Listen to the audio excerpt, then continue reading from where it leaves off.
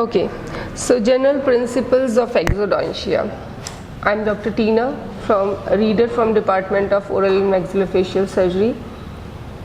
So in exodontia we will talk about the medical history, physical examination, then the radiological evaluation, surgical plan, pain and anxiety control before starting the exodontic surgical procedure, and finally the patient and surgeon's preparation and position we will discuss. So first is the indication of tooth removal.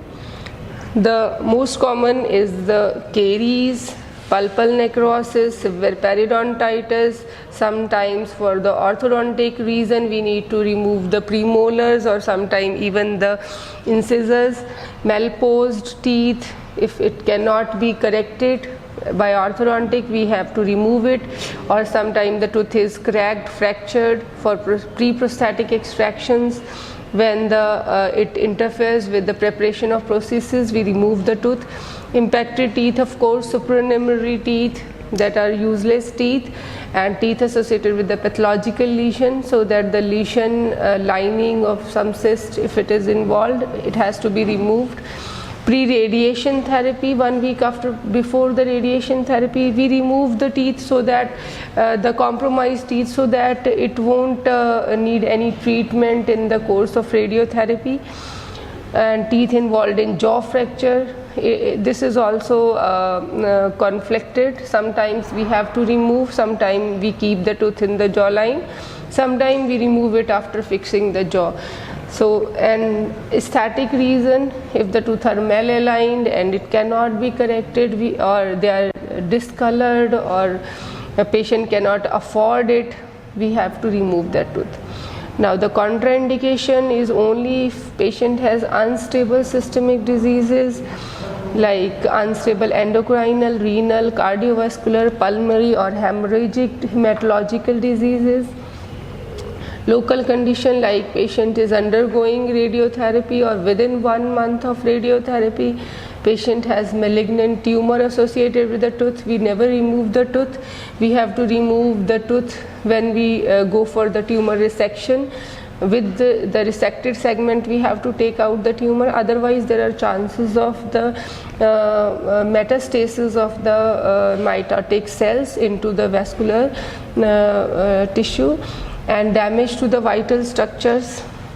If it causes the damage to the vital structure, then also we avoid the removal of that tooth. Now other are the some like in third trimester we also don't remove the tooth, so they are not the sometimes we do it if it is actually required, but it's a contraindication. Pre-surgical assessment, we take the medical risk assessment of the patient, emotional condition of the patient, clinical evaluation of the tooth and the general patient, radiographical evaluation of the tooth, that will tell us how much difficult the tooth removal will be it be associated with any post-operative complication, overall difficulty and what surgical approach we have to follow, that also we will assess before going for the actual procedure.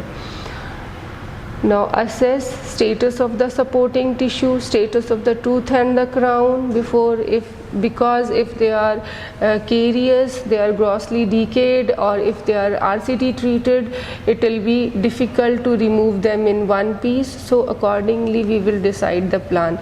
Adjacent structures, if they can be damaged during the tooth removal, that has to be taken care of. Now interpretation of the radiograph, what we'll see in the radiograph, they will give us the knowledge of the normal radiographic anatomy we should have, assessment of the condition of the surrounding bone.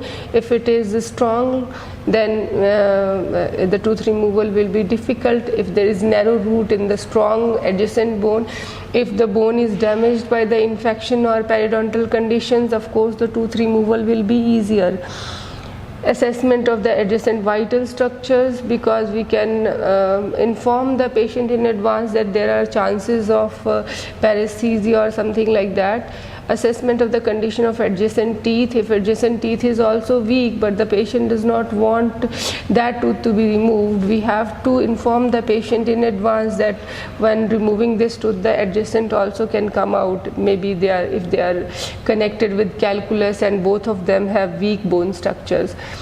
Assessment of the tooth in question, so that also will be assessed. Now the surgeon and the patient get ready for the surgery. We wear the overgarment and we put the apron on the patient, mask, cap, eye protection and the gloves of course. Now chair and the surgeon position. So there is no hard and fast rule, comfortable for both the patient and surgeon. It is the personal choice, sitting or standing. Maxillary, when the patient is relaxed, the maxilla is almost 60 degrees to the floor and mandible is plain parallel to the floor. Now, so there will be sequence. First we will give the local anesthesia of course, then we will wait for the local anesthesia to be effective. Maxilla is a cancellous bone and the local anesthesia will be effective early, while when we give the mandibular local anesthesia it may take some time. So we have to wait for that we must know. Then we assure the total the proper lighting so that we see the surgical site properly. Suction is also very important.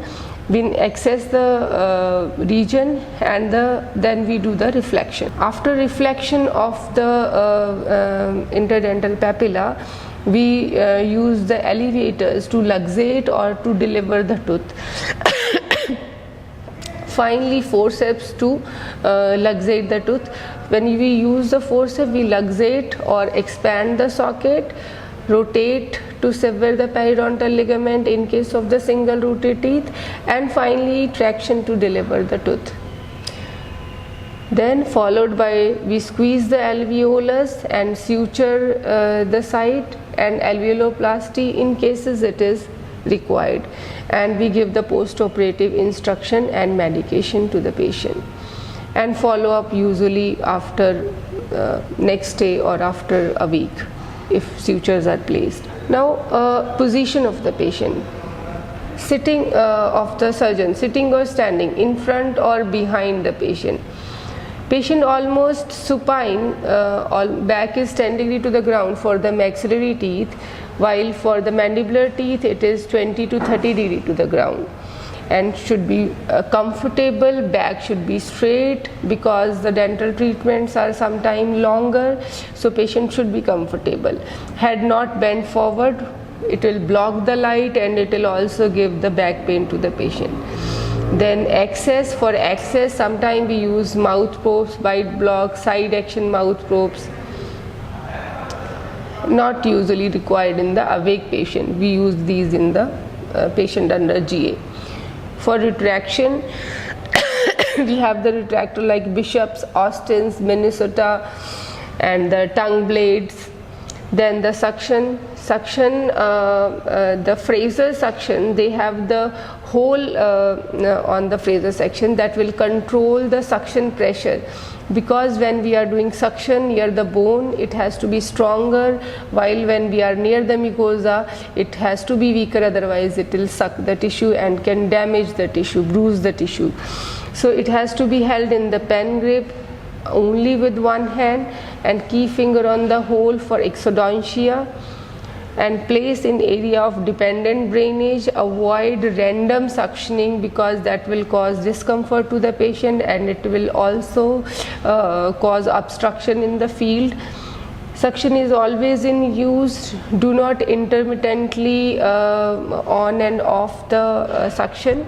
Poor visibility will occur if it is used improperly.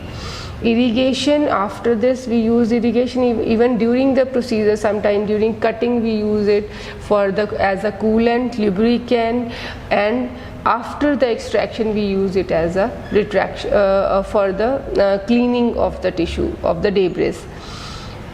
Then incision is required if if there are the root stumps that are covered, or if we have to proceed for the surgical extraction. So pen grasp has to be used, 15 number blade and Bard Parker 15 number blade is used. And perpendicular to the mucosa we give a single stroke smooth incision.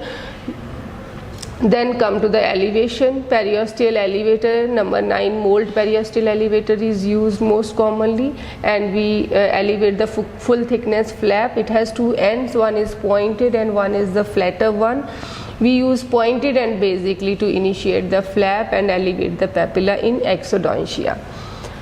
Broad end is basically used, so this is the Mold's elevator, pointed end is used to elevate the interdental papilla. Then the dental elevators, they are to luxate the tooth or sometime deliver the tooth, so we don't have to, it has to take support from the bone only, never from the adjacent tooth. So they are the two actions. Then the forceps, extraction forceps. So it has a handle and the beak. Handle has to be comfortable to the surgeon and beak should adapt properly to the tooth. And proper placement, first is the apical seating, controlled and steady forces has to be used, and hold at the end so that you get more leverage and you has to apply less force. Feel that direction tooth wants to come out, mostly mandibular tooth come out in the lingual direction and maxilla in the buccal side as the bone is weak on the respective sides.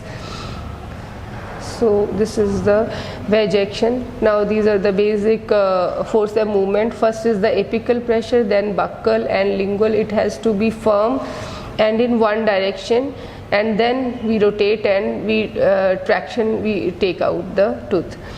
Then the maxilla, we use basically the pinch grasp, and mandibular it is the sling grasp. Then the soft tissues, in case of the excessive tissue is there around that is going into the tooth, has to be removed. So we use the toothed tissue forceps if it has to be hold soft tissue damage to be limited, and non-teeth or tooth usually crushes the tissue. So if the tissue has to be removed out, we can use this also. Policy for leaving the root fragment. Sometimes we have to leave the root fragment inside. So what is the policy? It has to be really short, not superficial.